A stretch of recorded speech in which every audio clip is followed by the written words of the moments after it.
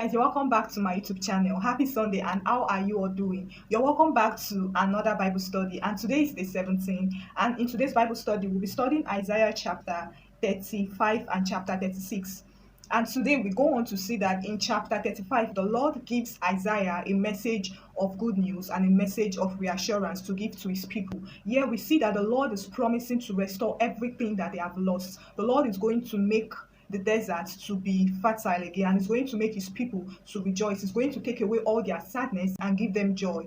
It's going to take away everything that has once caused them sorrow, and they will be filled with so much satisfaction because finally the Lord would come to their rescue. So let's read what the Lord has to say in chapter 35. The desert will rejoice and flowers will bloom in the wilderness. The desert will sing and shout for joy. It will be as beautiful as the Lebanon mountains and as fertile as the fields of Carmel and Sharon. Everyone will see the Lord's splendor. Everyone will see his greatness and his power. Give strength to hands that are tired and to knees that tremble with weakness. And then in verse 4, the Lord gives them the strong reassurance. Tell everyone who is discouraged, be strong and don't be afraid. God is coming to your rescue, coming to punish your enemies. I think I should read this again. This is chapter 35, verse 4. Tell everyone who is discouraged, be strong and don't be afraid. God is coming to your rescue, coming to punish your enemies. So we go on to see that the Lord is going to heal all their sicknesses. Those that are blind, they would see. Those that are lame, they will be able to walk. Those that are deaf would hear, and the Lord will take away everything that has once caused them sorrow. And at this time, the Lord is going to wipe away sin. He's going to make a path called the road of holiness, where only the righteous are going to follow you. Like, He's going to make everything to be so perfect. And in yesterday's message, we saw that the Lord himself is going to be the king who would rule with justice and righteousness. So at this time, he's going to take away everything that would cause them sorrows and sadness, and he's going to make sure that everyone is treated with justice. So that is basically what chapter 35 is. Now we move on to chapter 36 and we see another turn of events. But I would like us to hinge today's Bible study on chapter 35 verse 4, where the Lord tells them to not be afraid, that he's going to come to their rescue and punish their enemies. I'll tell you why.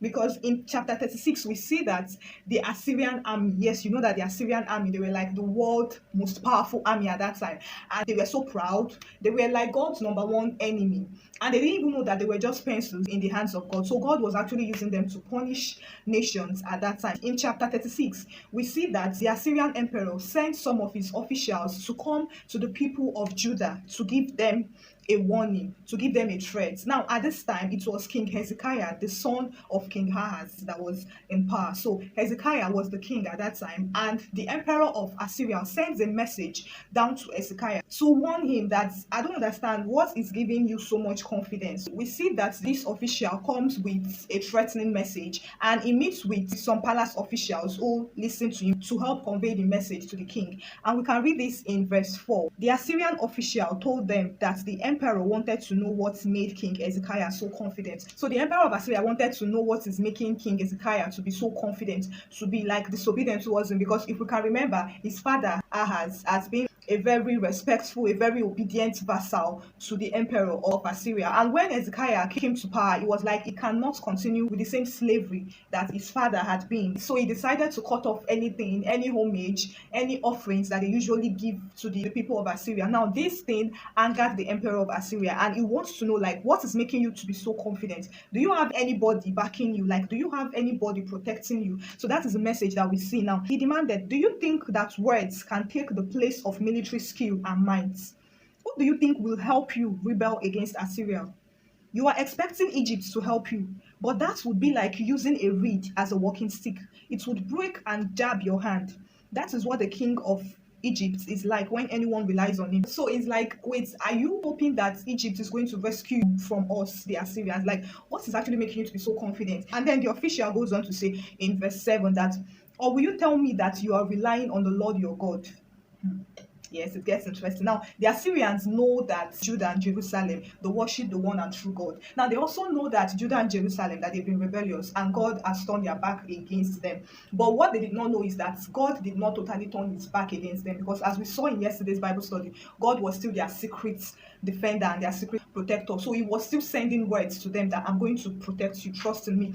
But for the people of Assyria, they felt like God had already abandoned the people of Judah. So that was what was even making the Assyrian emperor to be so bold that he can come and conquer them. So, yeah, now they asked, "Or will you tell me that you are relying on the Lord your God?" It was the Lord's shrines and altars that Hezekiah destroyed when he told the people of Judah and Jerusalem to worship at one altar only. Now, the people of Assyria, they know that Judah and Jerusalem, that they have been stubborn, that they have been disobedient, and they've not been totally faithful to God. So they are now using this against them. They are like, wait, is it not the same God that King Hezekiah destroyed all his altars, all his worship centers? Is it the same God that you have been unfaithful to, that you want to come and save you? And then we see that in verse 15, that this Assyrian official tried to convince the people of Judah and Jerusalem that, see, don't let your king deceive you. God cannot save you. Like we see this in verse 15. And don't let him persuade you to rely on the Lord. Don't think that the Lord will save you and that it will stop our Assyrian army from capturing your city. Don't listen to Hezekiah. So they are actually threatening them like that. Egypt cannot save you. Egypt, that is the physical backing, cannot save you. Now God that you're looking at, that is your spiritual backing, cannot also save you. So they put so much fear into the people. They put so much doubt. Like the people were actually afraid because, of course, the Assyrian army, they were the number one army at that time. They've been going to other countries and they've been conquering them. Like they even went on to even list cities that they've already conquered. Hamath, Arpad, Samaria, like so many cities that they've conquered. That do you think that all those people that they don't have God? Do you think that it is you, that your own God will now come and rescue from our hand? The official was putting so much fear and threatening the people of Judah for them to surrender, for them to accept defeat, and for them to agree to the terms and conditions of the people of Assyria. Now, this is basically what we see in chapter 36 about the threats of the emperor of Assyria against the people of Judah, putting so much fear and even using their God against them. That don't you know that it is your God that even sent me to come and destroy you? So they wanted to break them, like they wanted to break them into pieces. Now there is something that we should remember, that before all of this, Isaiah has been coming to give them the message of assurance, hope, that people should not worry. God is going to be with you. And that is why he said that we are going to hinge our Bible study today on chapter 5 verse 4, because this is like a summary of everything. Because after the old threats, after everything, the main message, the only message that the people of Judah were supposed to put in their consciousness, after all the threats, after all the your God will not save you, after all the we are powerful than you, after all the we are going to conquer you, we are going to destroy you, all those things should not matter to them. The only thing that they were supposed to put in their head would be in chapter 35 verse 4, and that should be, tell everyone who is discouraged, be strong and don't be afraid.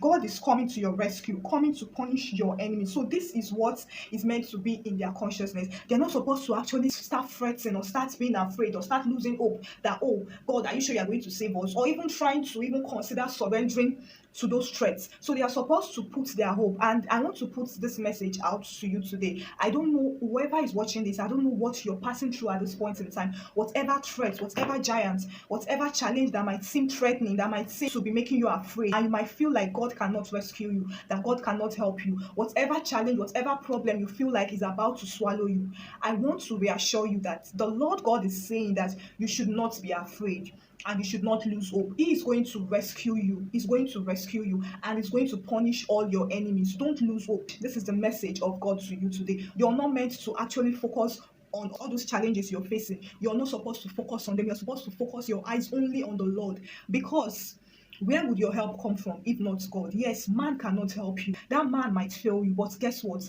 The Lord, the God of Israel, the God of Abraham, Isaac, and Jacob will never fail you. He would never disappoint you. And he's sending this message to you out today, that don't lose hope.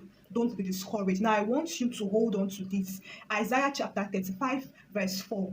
Tell everyone who is discouraged, be strong and don't be afraid. God is coming to your rescue and he will punish all your enemies. God is coming to your rescue and he will solve all your problems. God is coming to your rescue and he will calm all those storms that are about to swallow you. God is coming to your rescue and he will give you peace. The mighty solver, the solution is coming to take care of that problem. So I want to enjoin you today to not focus on your problem. Rather, focus all your hope on God. Put all your eyes on God and be sure that he's going to rescue you. So So I pray over any problem, any situation that you are in now, and I pray for the peace of God. I pray for the calm of God to take charge over every problem and to give you peace and to give you joy, to restore your joy. Whatever has been making you cry at night, whatever has been making you to have sleepless nights, the Lord God of Abraham, Isaac, and Jacob is promising you this day that He is coming to your rescue. Trust in Him, put all your hope in Him, and He will surely rescue you. He has been faithful, He is faithful, He will come true for you. So I want today's Bible study to be an encouragement to you. I want this to be like a reminder for you to not be afraid, no matter what anyone is telling you that you cannot make it, no matter what anyone is telling you that this thing is going to swallow you, you cannot come out of this alive. Be it cancer, be it anything, be it infertility, be it delay, whatever it is, I don't care, because there's only one thing I know, that my God, the God of Abraham, Isaac, and Jacob, is bigger than whatever it is that might want to swallow you. So put all your hope, put all your eyes, focus all your eyes on Him, and be sure that He will deliver you, because He has promised. And guess what? The Lord is a faithful God. The Lord is not man. He keeps to His word. And when He acts, when He rises, your enemies will scatter, and He will restore your peace and joy forever. And always remember that the joy of the Lord is your strength at every point in time. Whenever you feel like negative thoughts, the spirit of fear, the spirit of doubt is about to take over you, remember the promises of God and stand firm. Remember that God says that if your faith is strong, you would stand firm.